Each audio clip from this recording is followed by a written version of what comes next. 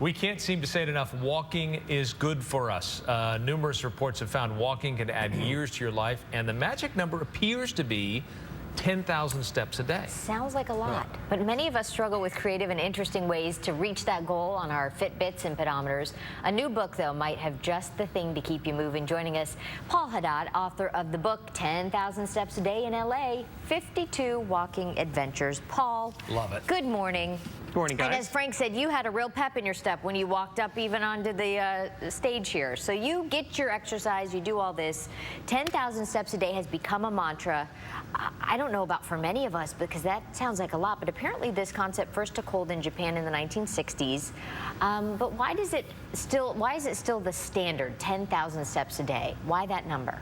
Well, it seems to have become more the standard recently, and I think a lot of that is with digital technology and apps and pedometers, and you can't go to a party without someone showing off how many steps they took from their Fitbit. Yes. And so I think it becomes almost keeping up with the Joneses, and it's fun to try to outmatch people and see how many steps you've accumulated throughout the day. Everyone says no one walks in LA. There's a song about it. You say that's not true. It's not true with me and my friends, and I think this city really lends itself to walking, and I think it's becoming a better place to walk. The new buzzwords now seem to be walkability index and road diet, which make it easier to ride your bike or walk. When I was a kid, the phrase I heard the most was first stage smog alert. You didn't go outside. You went indoor to malls, and cars ruled the landscape. Yeah. And now Los Angeles is really making an effort to make it easier to walk, and plus our weather is so great. It's just so conducive to accumulating 10,000 steps a day. Yeah. You're saying fall and winter, best time to walk in LA. The weather's nice, not as hot. But then we throw in the El Nino season. What are we going to do if we have all this rain coming up? Yes, I would not recommend walking to any flood control basins during an El Nino. There's a walk to Hansen Dam. Some of these walks are in nature, some are in the city. It just depends what you're looking for. There's 52 different walks. And but what is nice with the rainy season is it does replenish some of the water habitats. There's a nice walk along in Valley Glen along the Tahunga Greenway or Lake Hollywood, and places where the water just beautifies the landscape, and it just makes things much nicer in Griffith Park and the Santa Monica Mountains in general.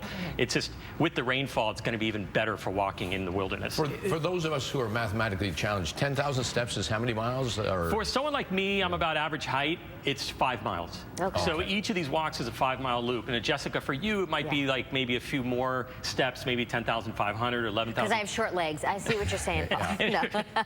and you know, for you, maybe fewer. Right. Your book has all these different walking paths that one can take.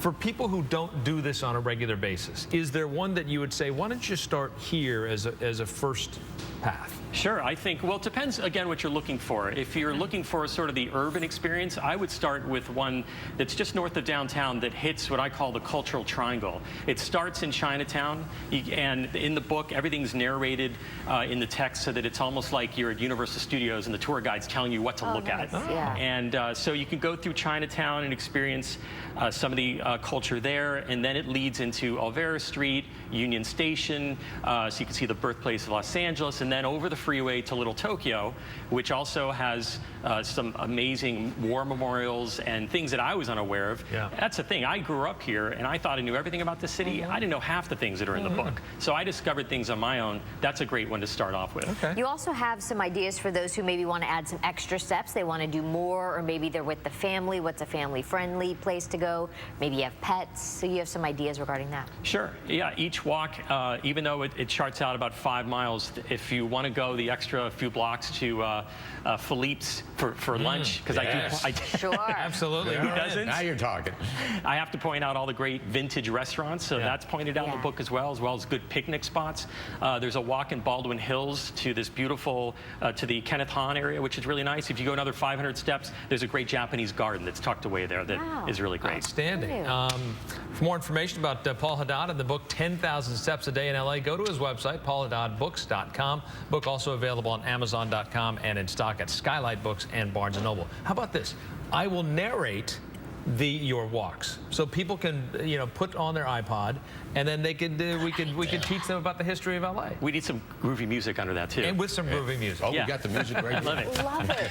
Yeah, Thank you, Paul. great. And can I bring Porter? Absolutely. Yes, your Perfect. dog. My dog. Thanks. Gem and jewelry exhibitors from around the world are in town this weekend. Gail Anderson live in Century City.